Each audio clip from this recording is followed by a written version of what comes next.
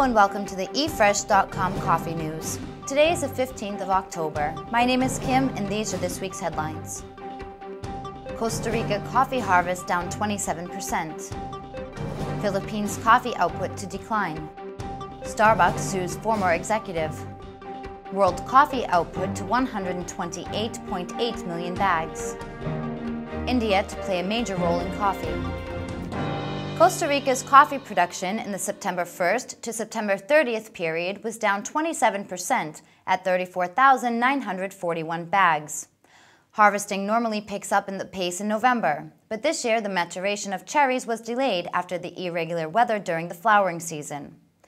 The figures are based on FANGAS, a local Costa Rican measure for parchment coffee processed at the country's mills, which are subject to a post-processing loss of 2% to 5% when converting this coffee into green coffee as shipped for exports. iCafe has forecasted the 2009-2010 crop cycle would raise 5% to 1,671,270 bags. The Philippines' local coffee production is expected to post a decline this year, prompting the need for more imports amid rising demand. Philippine Coffee Board co-chairman Pasita Juan said local production at the current level of around 30,000 metric tons a year was not enough to meet the country's annual coffee consumption of 65,000 metric tons. The still undetermined impact of Typhoon Piping on coffee-producing areas in northern Luzon, particularly Benguet in the Mount Province, would exacerbate the country's need for more coffee imports, she said. Coffee retailer Starbucks Corp is suing a former executive it accuses of violating non-competition and separation agreements when he went to work for rival Dunkin' Donuts. Seattle-based Starbucks said it is suffering ongoing harm as long as Paul Tuhig, a former division senior vice president, remains employed at Dunkin' Donuts, according to the complaint. At the time of his departure from Starbucks in March 2009, Tuhig was senior vice president, overseeing the coffee retailer's Southeast division.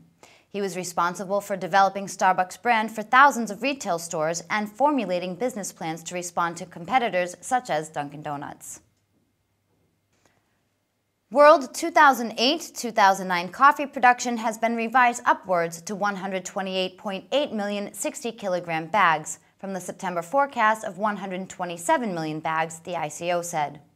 This is a 9% increase from the 2007-2008 output of 118.3 million bags. This revised figure for total production is mainly attributable to production for Vietnam. Vietnam is the world's second largest coffee producer and has seen a 12% rise in production on year 2008-2009. World coffee consumption expectations for 2008 were maintained at 130 million bags.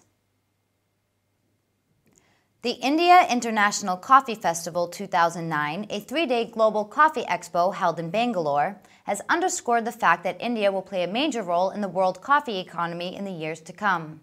Currently, India's share in the world coffee production stands at a meager 4%, but expanding domestic market would change the world coffee market ratio, experts said. At the same time, they also stress the urgency to increase productivity and curtail ill effects of climate change on Indian coffee plantations. Nestor Osorio, executive director of the ICO, said India is witnessing a new trend with growing coffee chain businesses.